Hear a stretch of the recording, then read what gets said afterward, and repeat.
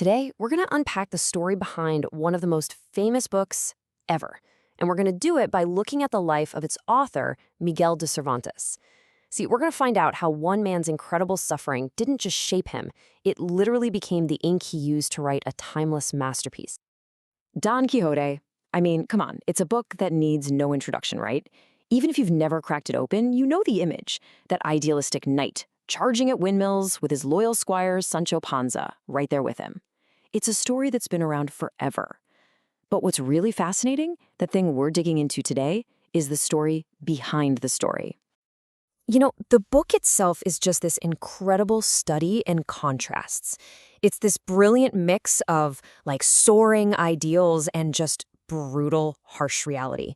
It's comedy and tragedy all rolled into one. It's really a perfect marriage of light and shadow, and that right there, that brings up a really important question. So where does a voice like that even come from?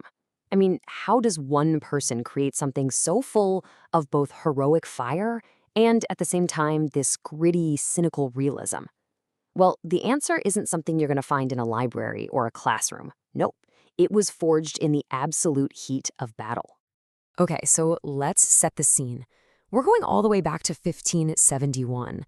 Picture the chaotic waters of the Mediterranean and the absolutely legendary Battle of Lepanto. Because for a young soldier named Miguel de Cervantes, this was the day that changed everything. And what's so wild is that this wasn't just another battle. The sources we're looking at call it a metaphysical crucible. So what does that even mean? Well, it means this wasn't just a fight over territory. For Cervantes, it was a battle for his very soul. It was a true trial by fire, one that would literally burn away the soldier he was and forge a creator in his place. Just a moment of pure elemental chaos. I mean, just try to imagine the scene for a second. This wasn't just ships fighting other ships. No, this was an elemental collision.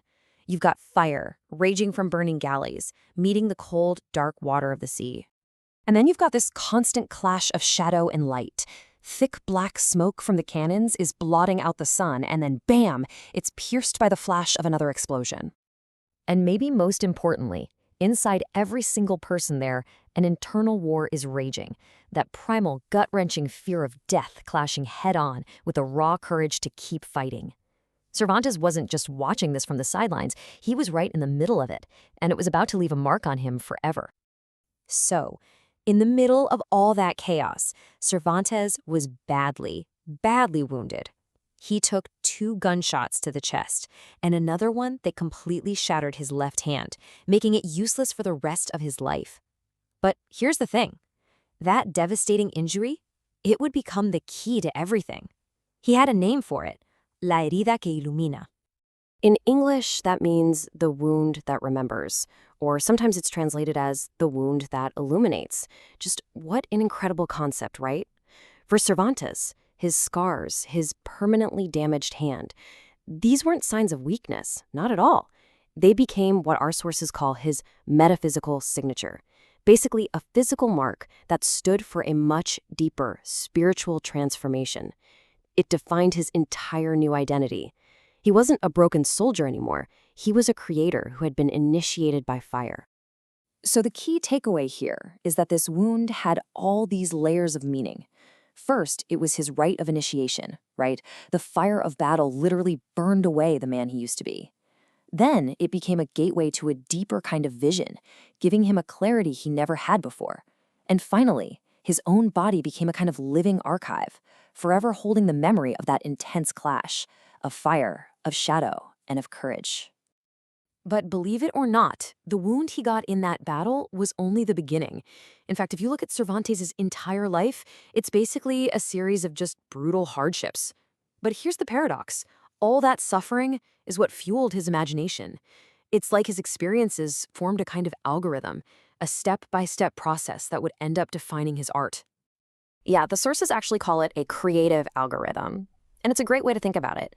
It's like a computer program where every single step, every awful instance of suffering was a totally necessary part of the sequence. It was this ongoing process that just kept refining his perspective, and with it, his art. And you can see that algorithm laid out perfectly right here. Step 1, the crucible of the battle. That was followed by step 2, a descent into the abyss. And I mean that literally. He spent 5 long years as a captive in Algiers. After that came step 3, a lifetime of refinement through constant poverty and illness. Each one of these brutal steps was absolutely essential, and they all led to the final stage, the creation of a literary masterpiece. And you have to understand, each one of these stages added something unique to the mix. The battle, that tested his physical courage. But his captivity, that was a whole different kind of test, a metaphysical one. It forced him to really grapple with huge ideas like freedom and identity. His constant poverty tested his resilience day in and day out, and his sickness gave him this deep, unavoidable awareness of his own mortality.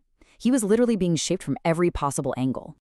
Okay, so the big question. How does all of this, the battle, the wound, the years in captivity, the poverty, how does it all actually show up in the pages of Don Quixote? Well, this is where it all clicks into place. That fire from the Battle of Lepanto, it never went out. It never really left him. The sources say it just smoldered inside of him for the rest of his life, providing the constant simmering heat for his creative forge. It was literally the energy source for his art. And right here, you can see the direct translation from his life into his art. It's amazing. That elemental clash of fire and water we talked about? In the book, that becomes the central conflict. Don Quixote's fiery, high-minded ideals clashing against the cynical, harsh reality of the world. His time in captivity? That directly fuels the book's deep dive into what freedom and identity really mean. And his wound? The wound that remembers. It becomes the novel's core theme, the idea that suffering can actually illuminate truth, giving us a deeper vision of the world. So when you boil it all down, Cervantes' life is just this incredible testament to a really powerful idea. It's proof that our deepest wounds don't have to be the end of our story. In fact, sometimes they're the very beginning. His suffering wasn't some obstacle he had to overcome to be creative. No way. It was the essential ingredient. And that really leaves us with a final thought to chew on. The life of Cervantes shows us that there's this strange, almost magical alchemy out there, one that can transform pain into art and shadow into light. And it really makes you wonder, doesn't it? What kind of alchemy can transform our own wounds into our greatest stories?